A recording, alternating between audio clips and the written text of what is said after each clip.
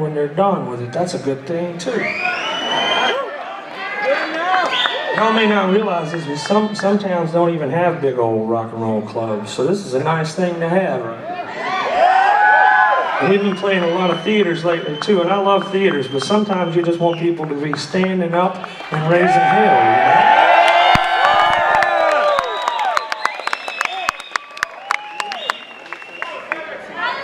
know? This next song, I gotta tell you a little bit of a story, so if you'll bear with me and let me do the most of the loud talking. We were playing up in New England, and we were playing this show, and kids could come to the show. It was an outdoor show. There's a bunch of young people there. I'm not used to that. I like young people, and it's very special when we get to make music for them, but it's a strange thing, because I don't understand what they like about my songs, really. This one little girl, she was sitting in the front row, and she was about 9 or 10 years old, and she'd made a sign for this song that I'm about to play for you. The song's called Live Oak. I'm gonna play that song. This little girl had made a sign, and she'd drawn a picture of trees on it, and she'd written Live Oak on it, and she would hold it up over her head, and every time we played a song, when we got done, she would hold this sign up, and she would smile, and that was her request that she was making. And so I played that song for her, and then I got to thinking, I said, young lady, is that really a song that you'd like to hear, or did your dad just put you up to that?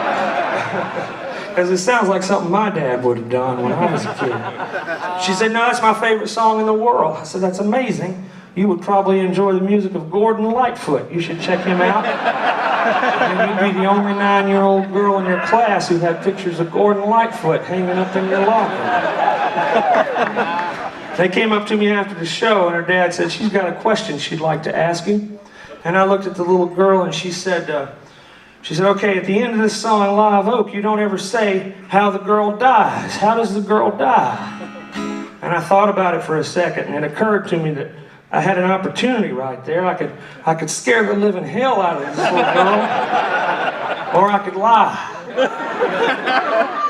And so I thought on my feet, and I thought I was thinking really fast, and I said, young lady, maybe she doesn't die at all. Maybe she just gets buried.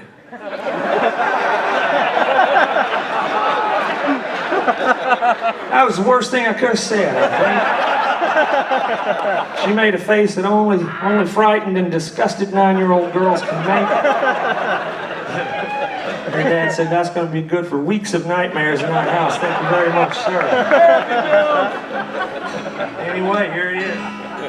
Don't worry, no actual people were buried alive in the making of this song. There's a man who walks beside me, he is who I used to be. And I wonder if she sees him and confuses him with me. And I wonder who she's pining for on nights I'm not around. Could it be the man who did the things I'm living down?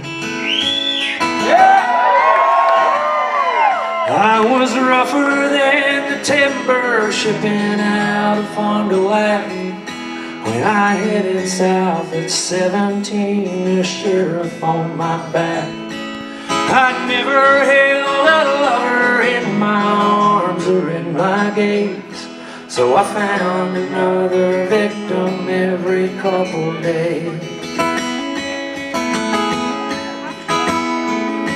But the night I fell in love with her, I made my weakness known to the fighters and the farmers digging dusty fields alone.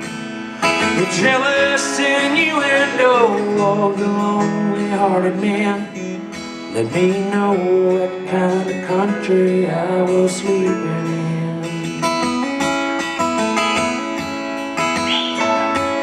Well, you couldn't stay longer on the plains before the war. When my neighbors took to slight to me, I had to ask what for. The rumors I had went with had reached our little town, and soon she heard about the boys I used to hang around. We robbed a Great Lakes freighter, killed a couple men aboard. When I told her I eyes flickered like the sharp steel of a sword. All the things that she'd suspected I'd expected her to fear was the truth that drew her to me when I landed here. There's a man who walks beside me, he is who I used to be, and I wonder if she sees him and confuses him with me. I wonder who she's pining for on nights I'm not around. Could it be the man who did the things I'm living down?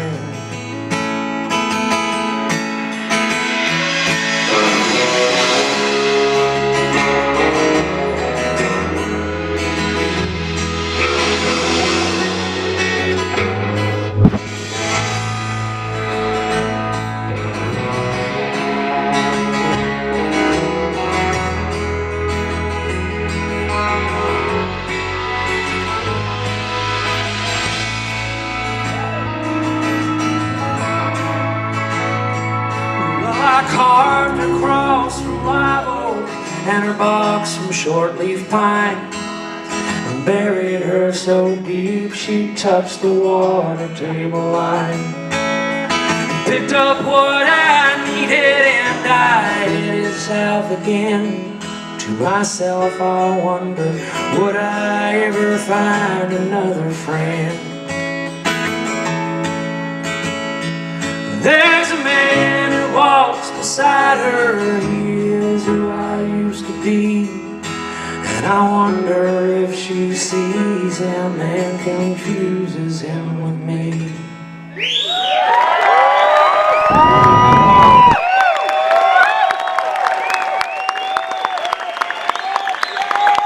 Thank you very much. Back there on the drums from Tuscumbia, Alabama, Chad Gamble.